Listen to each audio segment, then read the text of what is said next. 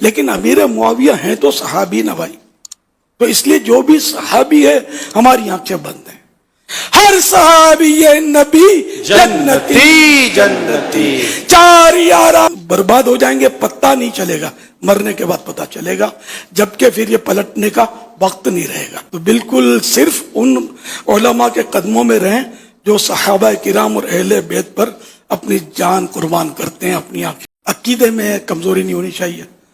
مثلا صحابہ و اہل بیت کے تعلق سے جو امام اہل سنت رحمۃ اللہ علیہ نے قرآن و حدیث کی تعلیمات کے ذریعے ہم تک پیغام دیا، اس کے مطابق ہمارے اعتقادات ہوں. ہر صحابی نبی جنتی جنتی پر ہماری آنکھیں بند ہوں. یہ نہیں کہ وہ تاریخ کا کوئی واقعہ کہیں سن لیا یا تاریخ کے کچھ اوراق دیکھ لیے اور پھر وہ مطلب وسوسوں میں پڑ گئے، اور قرآن و حدیث میں جو آیا وہ نہیں سمجھ میں آتا، تاریخ کے واقعات سمجھ میں آتے ہیں. ایسی عقل کو تو گندا نالا بھی نہیں سنبھالے گا. صحیح بات ہے.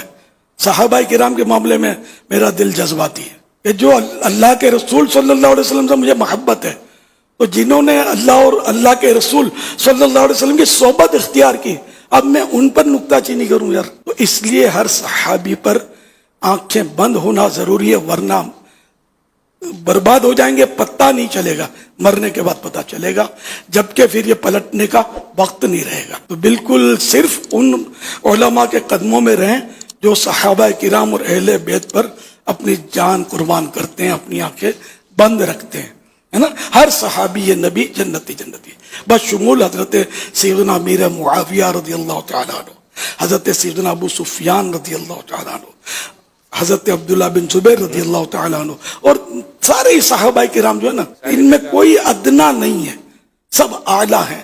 وہ الگ بات ہے کہ حضرت امیر معاویہ رضی اللہ عنہ کی شان اپنی جگہ پر ہے، اگرچہ مولا علی مشکل کشا، علی المرتضی شیر خدا کرم اللہ وجہ الکریم تو کروڑوں درجے افضل ہیں. ان مثال ہے سمجھانے کے لیے کہ ان کے کوئی ہم تقابل تھوڑی کر رہے ہیں، لیکن امیر معاویہ ہیں تو صحابی نہ بھائی، تو اس لیے جو بھی صحابی ہے ہماری آنکھیں بند ہیں.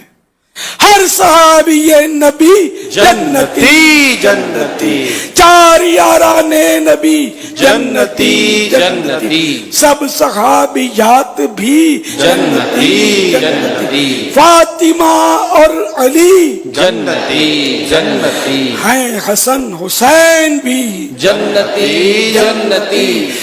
اور ابو سفیان بھی جنتی جنتی. ہیں، معاویہ بھی جنتی جنتی.